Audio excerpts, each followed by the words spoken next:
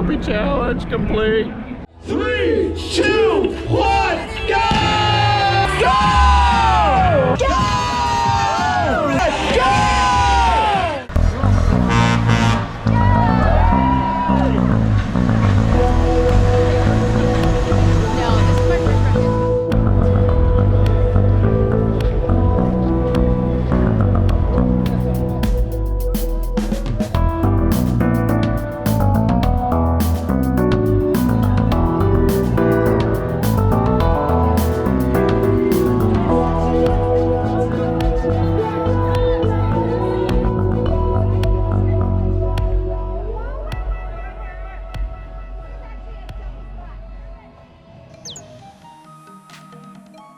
Hello, welcome back to the back of the pack into a rare road race recap. So this is the Walt Disney World Goofy Challenge. Way back in the day, my first marathon was the Walt Disney World Orlando full marathon. Many years later, I went back and did the Goofy Challenge, which is a half marathon on one day and the next day the full. And this time I did the Goofy, which is a 5K, and then the 10K, then the half, and then the full, back to back to back to back. All together for the Goofy. It's a really great experience. I highly recommend it for anybody who has the means to pull it off. It is a bit expensive, both the race itself and all the things that go into a Disney vacation, but worth it if you can pull it off.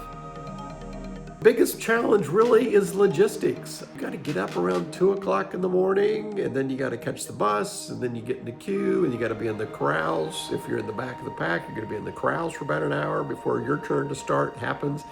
Doing that the first day is pretty straightforward. Doing that 4 days back to back and trying to do a little park fun in the afternoons, that's a thing. Okay, the first step is to go through the race packet pickup. I normally wouldn't go into this kind of recap. This also turned into be quite a little adventure. They have 3 basic stations. One where you go to get your actual race bib. Then you go into another queue to get into where you pick up your shirts and the third-party race expo. And then the third part is if you want to go into a special event hall where you can buy Disney merchandise themed on the race weekend, which of course you do. And you have to get into a virtual queue for that. And then once you have a time slot for that, you back everything else up. It is a long line. We went through the downtown section of that. We went, you were in a queue going away around the baseball stadium. You went into the pavilions where you were going to do your events, and there were back and forth lines in there. Boy, that was a lot of steps that day. And this was the day before you're actually racing. The first day was the 5K, and it was a lot of fun. It was short and sweet. I not knowing what I was getting into, I got on one of the early buses, had a lot of time to stand around and look around and see how things are going as you get into the various queues. The race itself, you do about a mile or so before you get into the Epcot. And then you do a full loop into Epcot. You enter around Test Track, and then you go around the World Showcase and then finish up. Lots of queues for character meet and greets. These are not races to have your PRs. This is races to have fun, meet characters, enjoy the views, stop and smell the roses.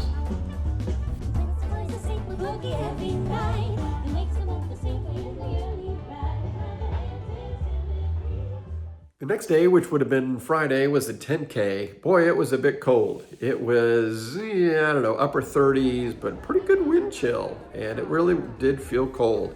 Had the race Disney Mylar that I had gotten as I finished up the 5K. I brought that the next morning to help augment my jacket. And that did the trick, but it really gets your attention. Here you are in sunny Florida, and it was pretty darn cold.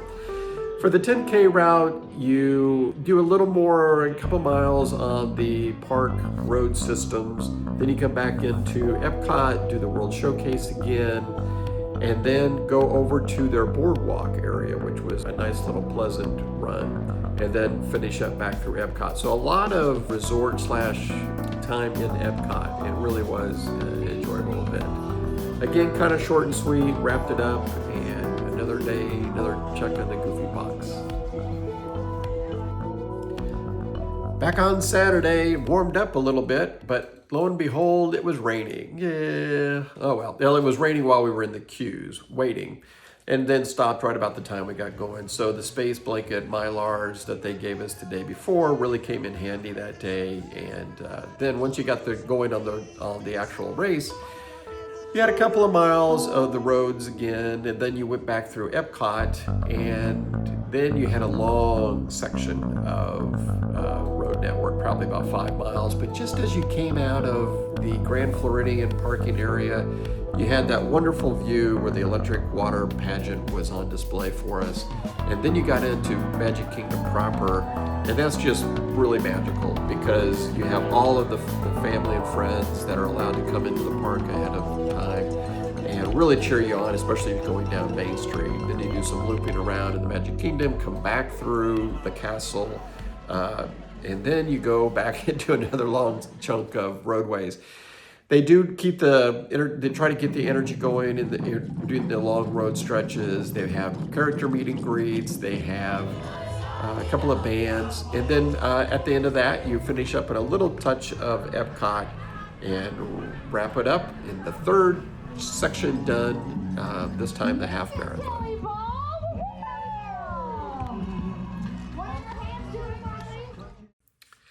And then Sunday, the big finale, the full marathon. Weather this day was actually pretty pleasant. It wasn't too cold, it wasn't raining, it was really good.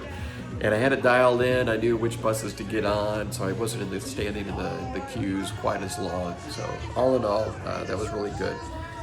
The full marathon has a couple of miles to start out with on the road systems. Then you go through Epcot, coming in around Mexico, exiting it at England. And then you got that long stretch of roads going toward the Magic Kingdom. You get that pleasant scene again as you exit the Floridian Resort and get another view of the electric water pageant. This time a little lighter in the day as daybreak is getting closer. And then you go into the Magic Kingdom and have that wonderful experience again.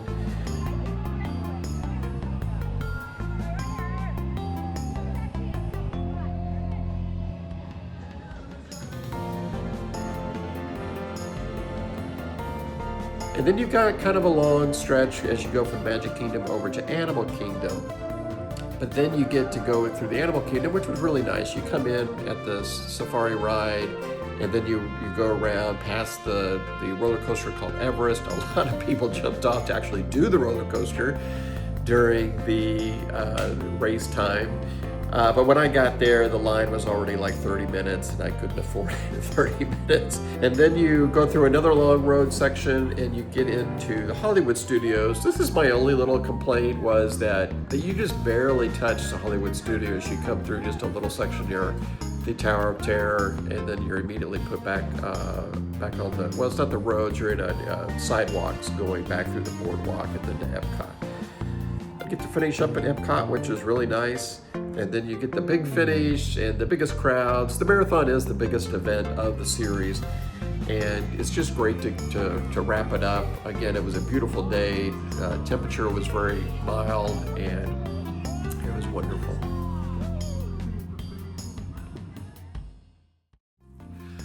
So to kind of recap, I really enjoyed this event. Would I do it again? Maybe, but probably not for a couple of years.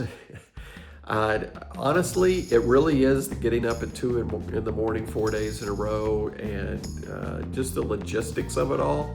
That's what really kind of wore on me. But the runs themselves are, wonderfully organized. Everybody's in a great mood. Everybody's in costumes. It's just I don't know what adjectives to use. It was a wonderful event, and I do encourage anybody who's thinking about doing one or all of the races. They're well worth it. Give it a go. All right, that's it. Hope you enjoyed the race recap. I look forward to seeing you again at the back of the pack, and until then, enjoy your runs.